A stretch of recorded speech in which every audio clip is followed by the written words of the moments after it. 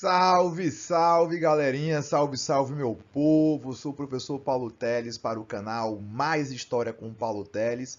Canal esse que é dedicado para a resolução de questões das provas de vestibular. Pois é, no episódio de hoje, no vídeo de hoje, nós estamos trabalhando a prova do Enem 2021.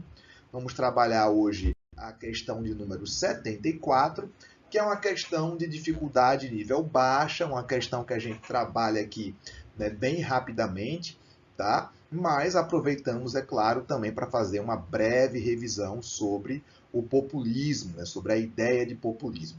Bom, vamos dar uma olhada na questão e caso você queira responder a questão antes de ver o comentário, antes de ver os spoilers dela, os segredos dela, ela vai estar toda nos comentários, tá? Você pode resolver lá antes e depois ver o vídeo. Mas, antes de mais nada, se inscreve no canal, curte, compartilha, vai ajudar bastante a gente, além de ajudar muitos estudantes por todo o país, inclusive você. Vamos nessa! Quando Getúlio Vargas se suicidou em agosto de 54, o país parecia à beira do caos. Acuado por uma grave crise política, o velho líder preferiu uma bala no peito à humilhação de aceitar uma nova deposição, como a que sofrera em outubro de 45. Entretanto, ao contrário do que imaginavam os inimigos, ao ruído do estampido não se seguiu o silêncio que cerca a derrota. Pois é, cara. A gente vai analisar o texto daqui a pouco com calma, mas basicamente ele está falando do episódio no qual Getúlio Vargas comete suicídio. Afinal de contas, naquele ano de 54, as forças oposicionistas já desenhavam a céu aberto a possibilidade de derrubada, né, de intervenção para a derrubada de Getúlio Vargas. E a gente pode sim afirmar que o suicídio de Getúlio Vargas adiou o golpe que vai acontecer em 31 de março, 1º de abril de 64, né? Um golpe que foi civil-militar, né? Ele não foi apenas um golpe militar, foi um golpe civil-militar. Vamos ver o que a questão pede. O evento analisado no texto teve como repercussão imediata na política nacional a... Bom, aqui é sempre interessante para o aluno compreender o enunciado da questão, tá? Então, eu sempre recomendo para os meus alunos que você não precisa de perguntas longas, é necessário que você encurte a pergunta. Ah, Paula, mas essa pergunta aqui, ela não é uma pergunta longa. Não, eu sei que não, mas dá para encurtar ainda mais. Quando ele fala assim, ó, o evento analisado no texto teve como repercussão imediata na política nacional A. Então, qual é a pergunta que ele está me fazendo? Qual a repercussão imediata provocada pelo evento? Ele quer saber qual foi a repercussão. E que evento ele está se referindo? Ele está se referindo à morte de Getúlio Vargas. Tá? Então, ele está se referindo à morte de Getúlio Vargas. Então, o que é que a morte de Getúlio provocou? Qual foi a repercussão imediata que a morte de Getúlio provocou? Antes de responder, antes de analisar os itens e mostrar para vocês algumas estratégias, vamos a uma breve revisão. Bom, como vocês sabem, o populismo ele é um fenômeno muito característico da América Latina e ele consiste num fenômeno político, sociopolítico de massas. Tá? O populismo está relacionado diretamente às massas.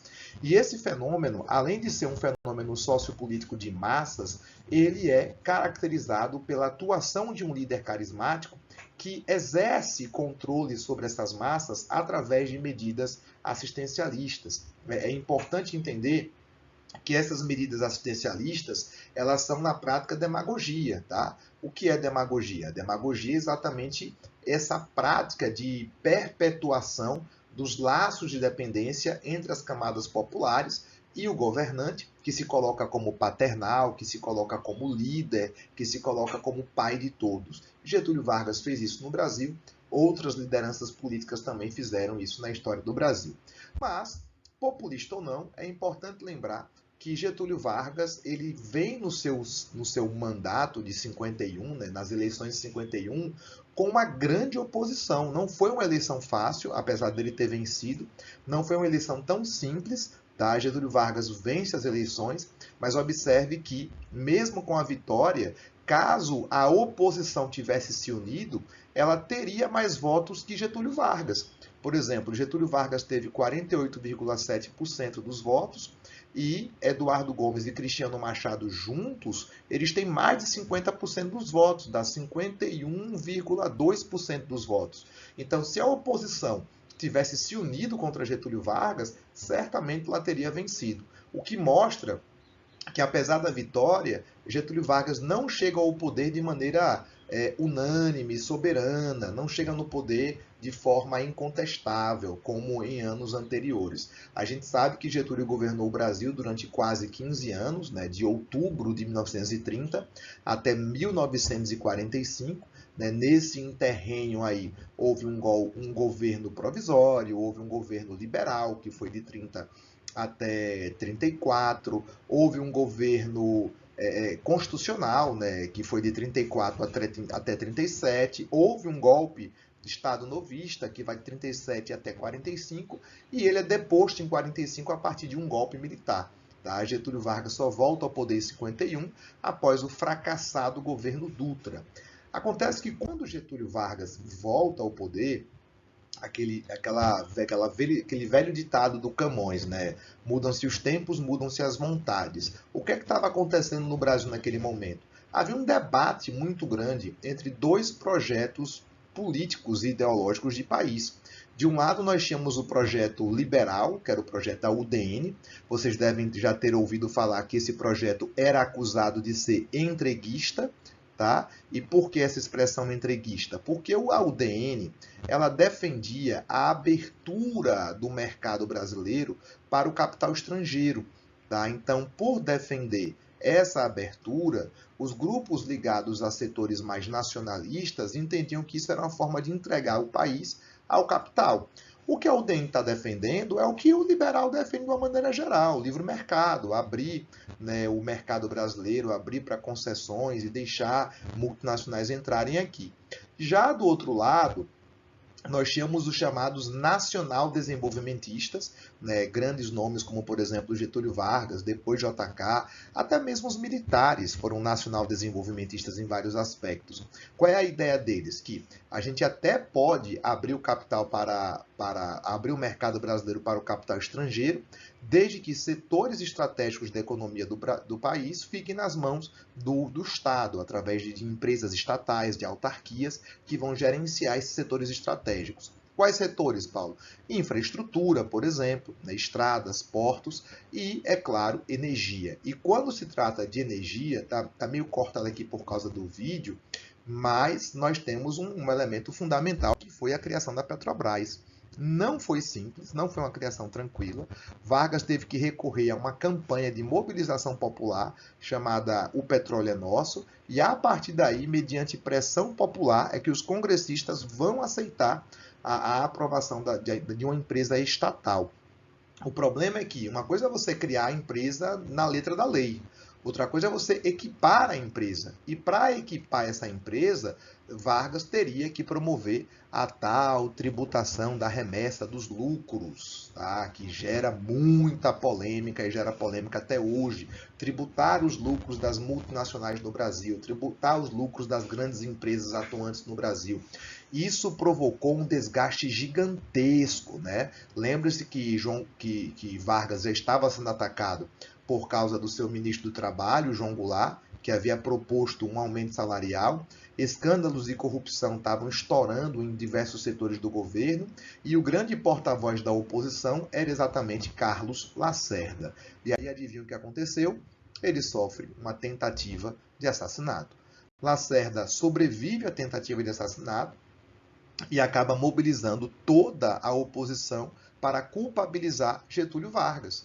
Vargas, acuado, percebe que a qualquer momento ele poderia ser preso, afinal de contas, a pessoa que foi incriminada por ter sido mandante do atentado foi o chefe de segurança de Vargas, o Gregório Fortunato, e aí Vargas disse, ó, daqui só sairei, né, morto, né, só sairei do catete morto. As pessoas duvidaram que ele fosse fazer isso. As pressões aumentam e aí, em agosto de 54, Vargas comete suicídio.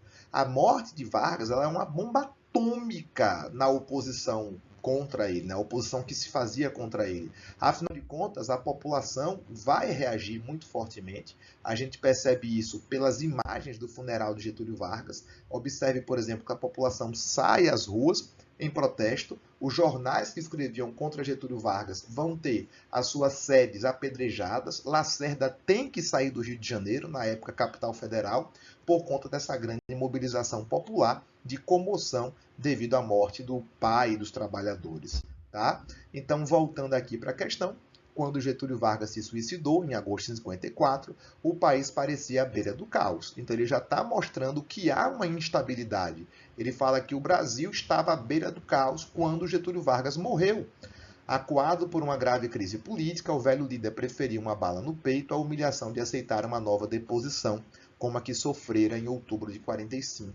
Entretanto, ao contrário do que imaginavam os inimigos, ao ruído do estampido não se seguiu o silêncio que cerca a derrota. De fato, não se seguiu o silêncio. O que se seguiu foram pessoas na rua gritando, pessoas na rua protestando, pessoas na rua em grande comoção.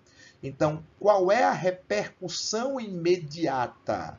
A repercussão imediata, de fato, é a reação popular. Tá? A resposta aqui é bem tranquila, já é imediata, é reação popular. Mas vamos analisar, especialmente para quem está chegando agora no canal, existem 4 tipos de erros comuns nas questões do Enem.